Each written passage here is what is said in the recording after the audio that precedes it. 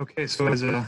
Ellenbogen introduced, I'm David, UW student, and did my PhD with Dr. Ojman, and then also was assisted a lot by Dr. Ko. And so today I'll be talking about some of my PhD work, and the title is Engineering Direct Electrical Stimulation of Human Sensory Motor Cortex, and I hope that makes more sense soon. So I want to start off with a video, not from the University of Washington, but from the University of Pittsburgh, that I think shows the promise of what I like to call neuroprosthetics. And so these are devices that interface with the nervous system and enable people that have lost function to get function back. And so this is Jan. She's an individual implanted with microelectrodes in her motor cortex, which allow her to drive this robotic arm to feed herself chocolate. And I think this is a pretty illustrative of where I hope the field can go and reach more people. And so first, we're going to be talking about sensory and then motor deficits and why I think this matters to all of us. So there are a lot of individuals who are disabled from paralysis. There's a huge cost in the US per year. And the hope in the future is that in this diagram you can see here, is someone that has some kind of either sensorizing or prosthetic, like a robot arm or their own arm, they could drive it with their own thoughts, so perhaps decoding signals from motor cortex. And then they could receive stimulation of their sensory cortex to tell them where their arm is in space. And you may say, well, I have vision, so why do I need sensory feedback? I'd like to show this video from another lab, and this is a normal individual lighting a match, something that I think we all take for granted that we could do. However, if you numb the fingers with lidocaine and then try to light the match, you can see how difficult this task is to perform even with perfect visual feedback. And so I think this is illustrative of, with these future implanted devices that work with the brain, that you need to have some kind of feedback that comes back to the brain to help the user. And so the first thing is this brain-computer interface to find a system to record neural signals or input information into the nervous system. And this can come in many flavors. A lot of this work with stimulation. So this is the idea of electrically activating neurons. And this can cause percepts and also influence neural activity. So for sensory, I'll be talking about percepts, and for motor cortex, I'll be talking about neuronal activity.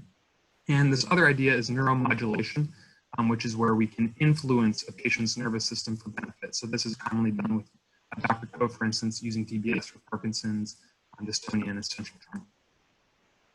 So for motor deficits, this is another side of the coin, and this is the idea that there are many people disabled from stroke permanently, many of whom who never reached functional independence with huge costs.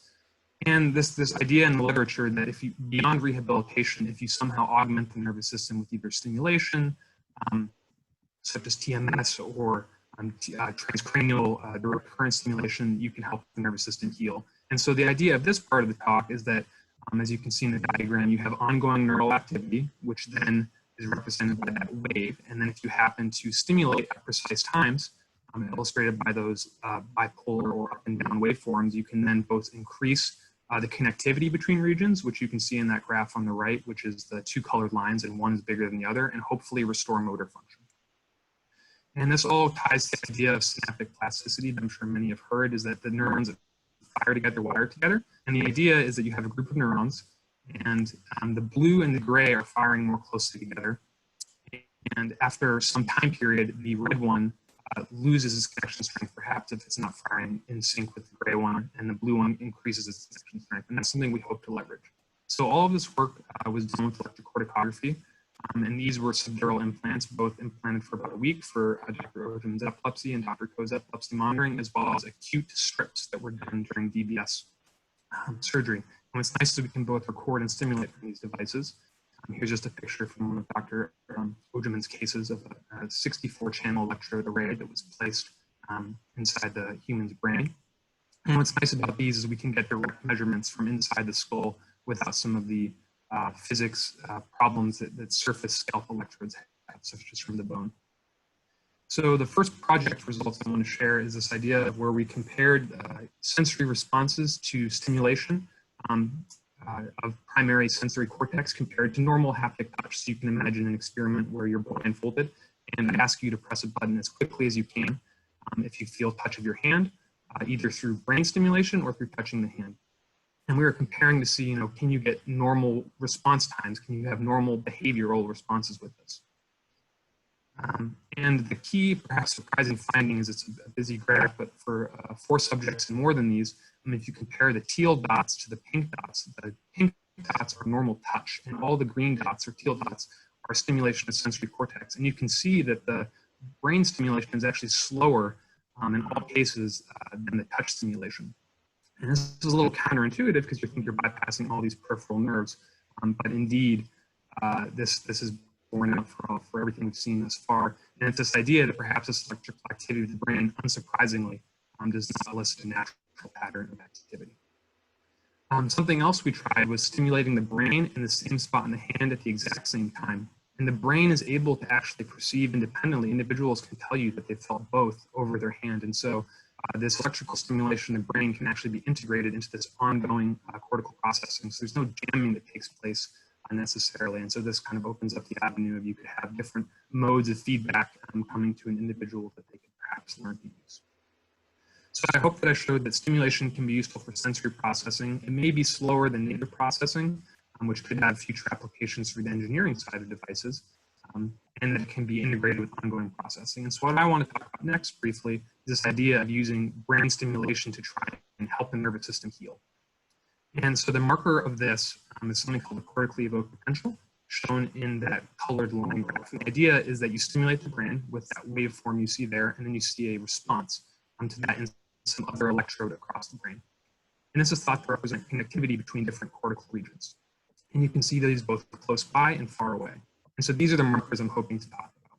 So this next project was work inspired by Dr. Ev Fetz at the University of Washington. And the idea that I hope you take away from this graph is that you can measure at some electrode these oscillatory waveforms. So these changes in voltages as the brain is thinking and computing in a certain frequency band. And based off of certain conditions within this waveform, you can stimulate the brain, and then you can see the response afterwards. And so you can imagine you stimulate on some peaks, or you can stimulate on some troughs, and you're hitting the brain in different regions. And so I analyzed data that had been collected previously across a number of subjects, trying to see if we could replicate what had been seen with the primate models done by Dr. Zanos and Dr. Fetz. And again, the idea is, can we increase the size of these evoked potentials?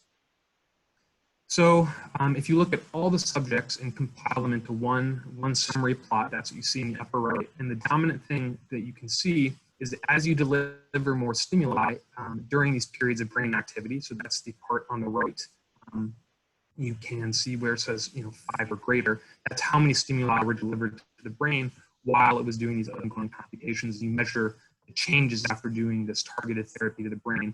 You have a greater increase than the times when you stimulate the brain less. And you can see that then for this example channel in the bottom plot from that arrow in the top, where you see this increase in the size of this evoked potential. And so this is the idea that by smartly targeting, so recording brain activity in a closed loop fashion, that then you can have a greater effect than you would otherwise. And very briefly, this is a similar plot but broken down by phase. So whether you hit the peak or the bottom of a trough of these brain activities. And the idea is that if you target the brain at a certain phase, the depolarizing phase shown in pink, if you look over to the far right with the 5 and greater, you have a higher median increase in the size of these evoked potentials. So there's a thought, and hopefully going forward, Dr. Ojman will have some longer term recordings that could be useful for elucidating the effect of this and how it helps motor function.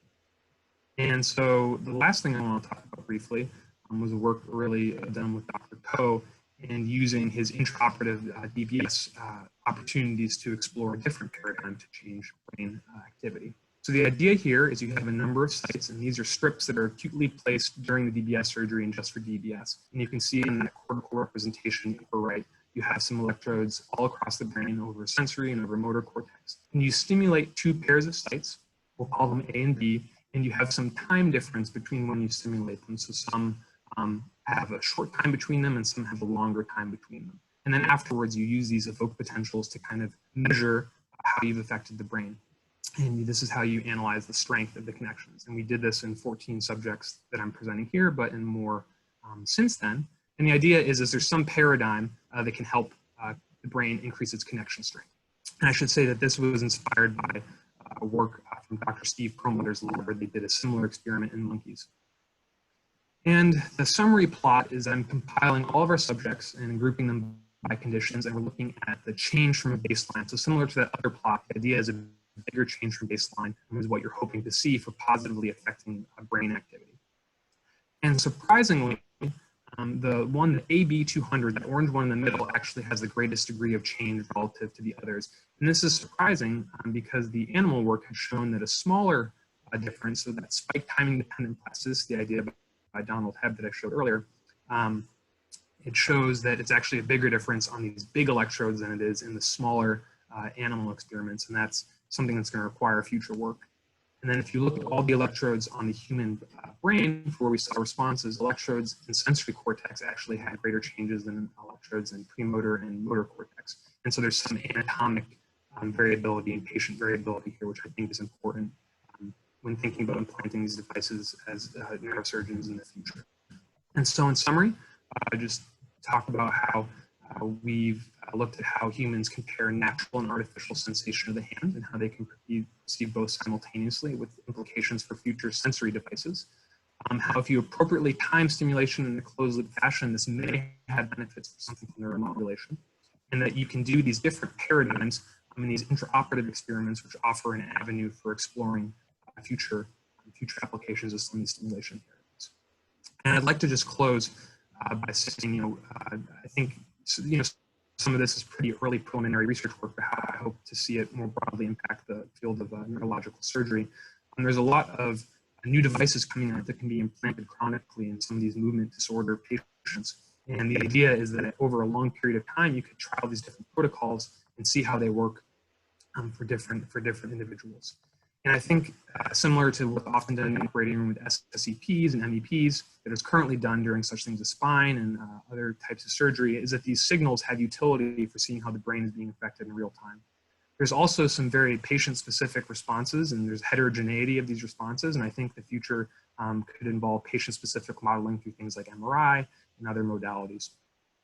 And there's this growing applications for these implanted devices, so we're starting to see for schizophrenia trials, depression has been trialed in the past, so new avenues for neurosurgeons to implant these devices to hopefully positively affect quality of life for individuals. Going forward, hopefully for enhancing recovery after stroke and restoring function after limb loss and paralysis. And I think there's a lot of opportunities for the field with these technologies in the future. And importantly, I want to thank all of you in the Department of Neurological Surgery for your time, attention, and support. And all of the patients without whom none of this would be possible, as well as my advisors, Dr.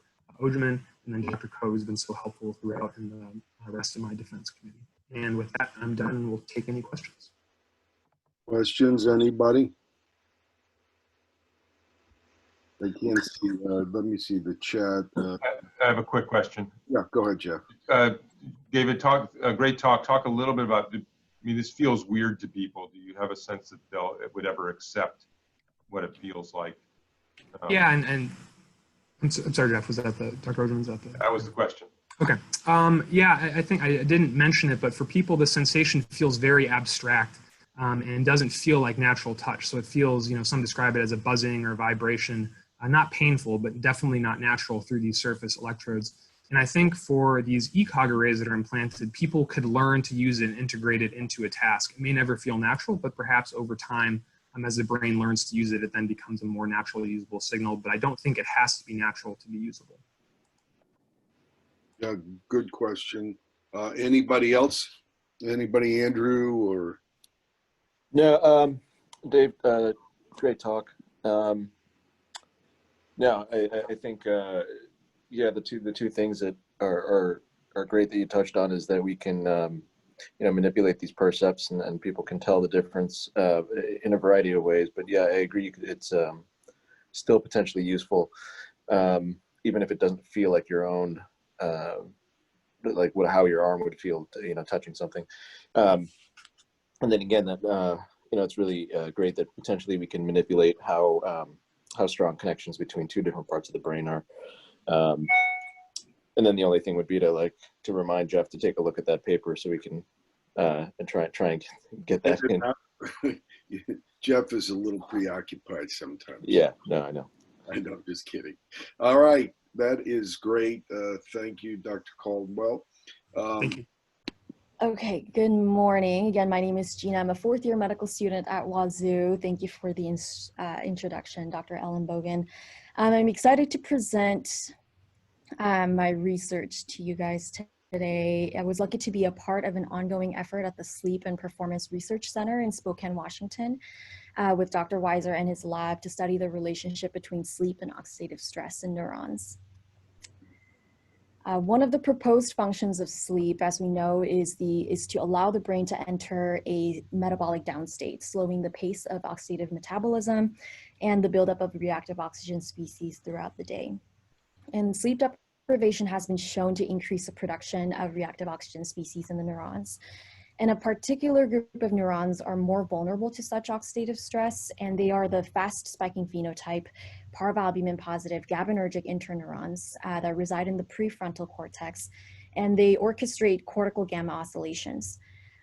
They mediate transmission of impulses between neurons and therefore necessary for effective communication between neuronal networks.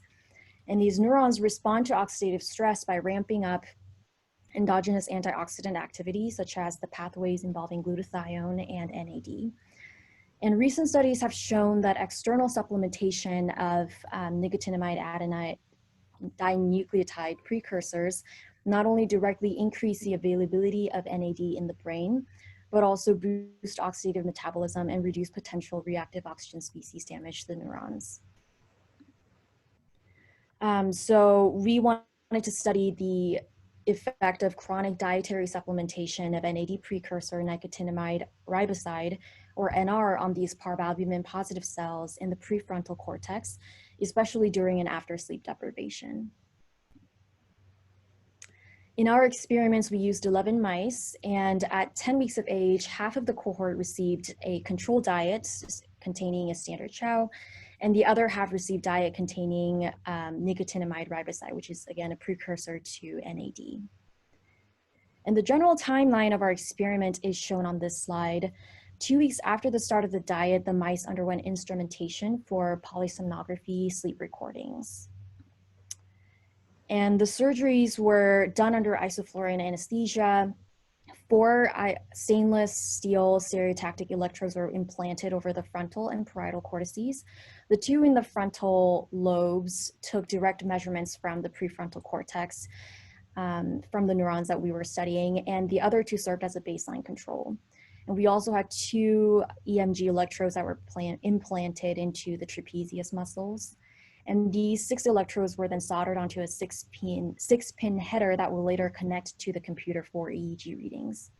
And they were all secured to the skull with lots of dental cement. And at the end of the surgery, they received buprenorphine for post-op analgesia and placed in individual cages for about 2 weeks to recover and acclimate to the new headpiece before the recordings began. And the picture here shows a typical setup that we used for our stereotactic surgeries. The coordinates that we used were based on the pre-contemplated distance from the bregma and lambda points on the skull. And then at 14 weeks of age, or here it would be week 5 or 4 weeks after the start of the diet, the mice were connected to the recording cables for EEG readings. They were allowed 1 day to acclimate to the new environment, and then we began a 24-hour baseline recording, and then sleep deprivation studies began. We used an automated system with a rotating bar at the bottom of the cage designed to lightly nudge the mice from sleep and encourage low levels of activity at all times. And this was also supplemented by gentle nudging as needed. Mice were subjected to 6 hours of sleep deprivation at a time from Zeitgeber time, or ZT, 1 through 7. And during these sessions, we alternated in half an hour of sleep deprivation followed by a half an hour of sleep to allow for close observation and also recording of both active and quiet wakefulness. So after these 6 hours of sleep deprivation session, recovery sleep was also recorded for the following 24 hours. And this protocol was repeated subsequently at week 16, 18, and 20 weeks of age, or here week 6, 8, and 10 weeks on diet on the timeline. This slide depicts the schematic of the mice model for previously discussed instrumentation of the stereotactic EEGs, and also expected EEG and EMG findings during non-REM sleep, REM sleep, and wakefulness. Almost 100 hours of EEG data were recorded and scored. For statistical analysis, EEG data from each sleep deprivation session were normalized to baseline sleep data from the previous day, and then subjected to repeated measures ANOVA with time and experimental week as independent factors, and diet and sex being between group factors. And as a result, we found that both short-term and long-term antioxidant supplementation increases expression of delta activity during sleep deprivation. As a background, delta waves are normally the dominant waveform in non-REM sleep or slow wave sleep, and has shown to increase with sleep deprivation. It is hypothesized to be associated with restorative function of sleep and synaptic plasticity.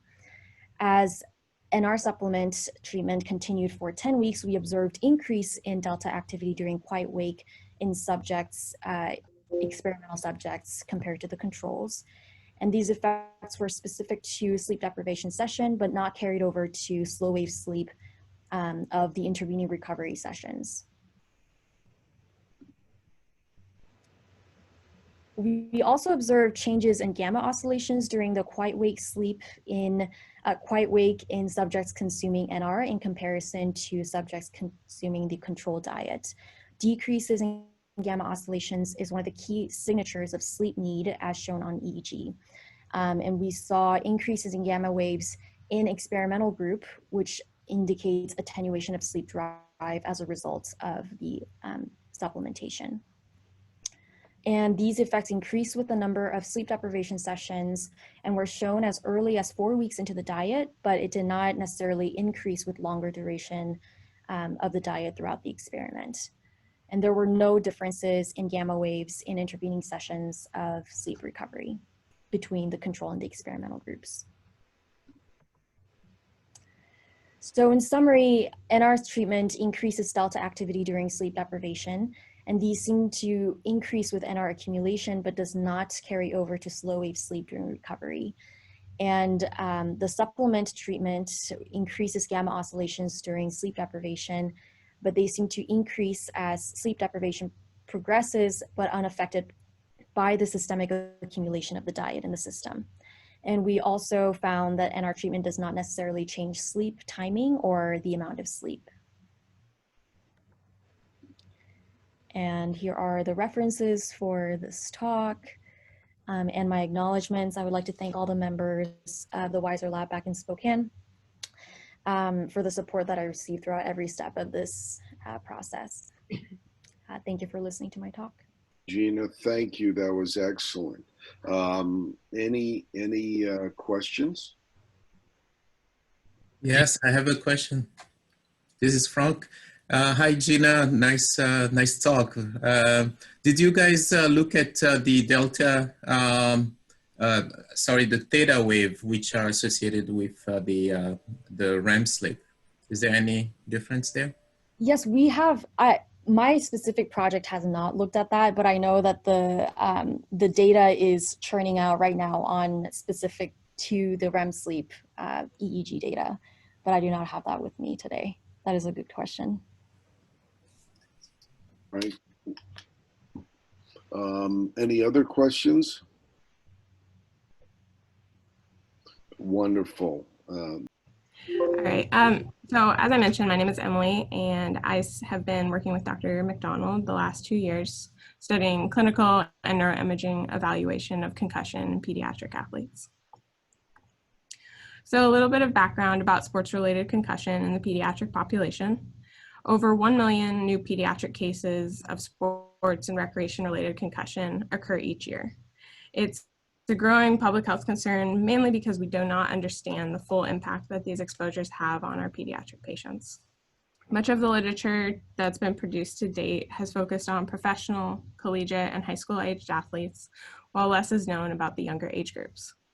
Our conventional imaging techniques like CT and MRI are often sensitive to any underlying pathophysiologic changes that occur following concussion. Previous research has shown that there are subtle brain changes such as cortical thinning that have been reported following pediatric concussion, and a preclinical animal model supported this finding. However, none of this has been directly studied in younger patients. We care about this research because there's a knowledge gap that exists regarding our understanding of the longitudinal impact of concussion exposure. For our research, we're looking at how quantitative neuroimaging, specifically DTI and volumetric techniques, can help our understanding of the underlying brain changes that occur in the setting of concussion. Prior to when I worked with Dr. McDonald, she had previously published data that found sustained symptoms of depression among a small cohort of patients of 52 pediatric patients aged 10 through 14. At the 6-month follow-up post-concussion, measures of cognitive function like memory, reaction time, and executive function in the concussion group had showed improvement compared to their results at the 1-month time point. However, depressive symptoms were sustained at the 6 months, characterized by the clinical assessment tool that many of us have probably heard of called the PHQ-9. That's shown in the graphs here of the 1-month time point where you see the concussion group has an elevated total PHQ-9 score, and that total elevated score continues to be elevated and sustained at the 6-month mark. These findings motivated us to explore neuroanatomical regions that are associated with depression using quantitative imaging techniques, specifically diffusion tensor imaging and volumetrics. Our first objective was to then identify specific cortical regions in this cohort of 52 patients with a history of concussion and chronic post-concussive symptoms. Previously, the McDonald lab had focused on the whole brain volume and select subcortical region comparisons. For this project, we chose to focus on gray matter regions. I identified 2 cortical regions that have been previously discussed in the literature that have been associated and implicated in depression in adults. I chose to look at the anterior cingulate cortex and the superior frontal gyrus. The adolescent literature is very sparse about this topic, so we ended up going with what is shown in the adult literature. Since less is known about the neuroanatomical underpinnings of depression in this age group, we ended up using the more limited data set to initially establish our findings. And then our ultimate goal was to apply these findings to a larger repository of pediatric concussion patient data. Using MRI scans with diffusion tensor imaging post-processing, we looked at specific metrics of DTI with the focus on mean diffusivity. DTI, as most of you probably water molecules, and it provides insight about the tissue microstructure. We chose to use DTI to try to understand where the symptomatic burden was coming from in these athletes and why their PHQ-9 depression symptoms remained elevated 6 months post-concussion, despite having normal appearing CT and MRI images. This was the first set of our results in the first region. We looked at the right anterior cingulate cortex, in which we saw a slight increase in the mean diffusivity metric in this first region. MD describes the rotational invariant magnitude of water diffusion within brain tissue. Previous literature has shown that increases in MD have been hypothesized to inform underlying pathophysiologic changes that result from injury, specifically in gray matter. The edema, cell disruption, tissue's general response to injury can all affect the movement and diffusion of water throughout that tissue. We explored other DTI metrics, which are shown here in the bottom row, to understand where the slight increase in MD was coming from. We found that both axial and radial diffusivities, which are subcomponents of MD, were also slightly increased. Interestingly, FA, which is a fourth metric of DTI, also had a trend towards increasing, which prior publications have shown that FA in gray matter following injury has been associated and correlated to neural inflammation.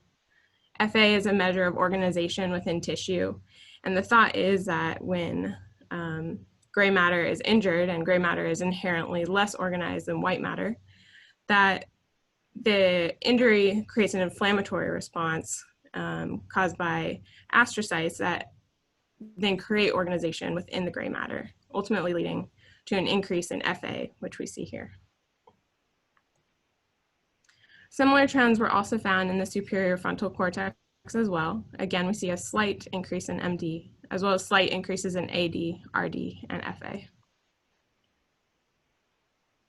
In addition to the DTI metrics, we also examined volumetric regions, which have been shown to be associated with depression, and found a trend towards reduced volume, which suggests possible active atrophic processes in these patients who experienced concussion and were at their 6-month follow-up. This is the right caudal anterior cingulate cortex, and as we see in the concussion patients, the overall mean of this group is slightly decreased than their controls. Similar trends were also found in the rostral aspect of the anterior cingulate cortex as well. Although the findings from this first project were not statistically significant, which was not surprising given that our sample size was very small with 25 concussion patients and 27 controls. We started seeing a trend in the data and were encouraged that a larger cohort could help validate these findings. This led ultimately to the second project where we further explored depression symptoms in a larger cohort from the concussion repository to see if these depression symptom findings could be replicated.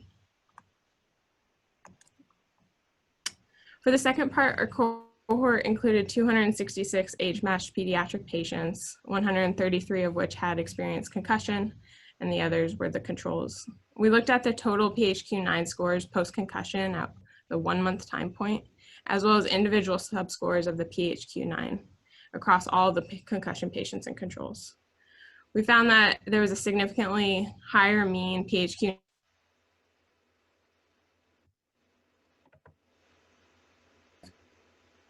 as well as all 9 subdomains showed significant differences between the 2 groups.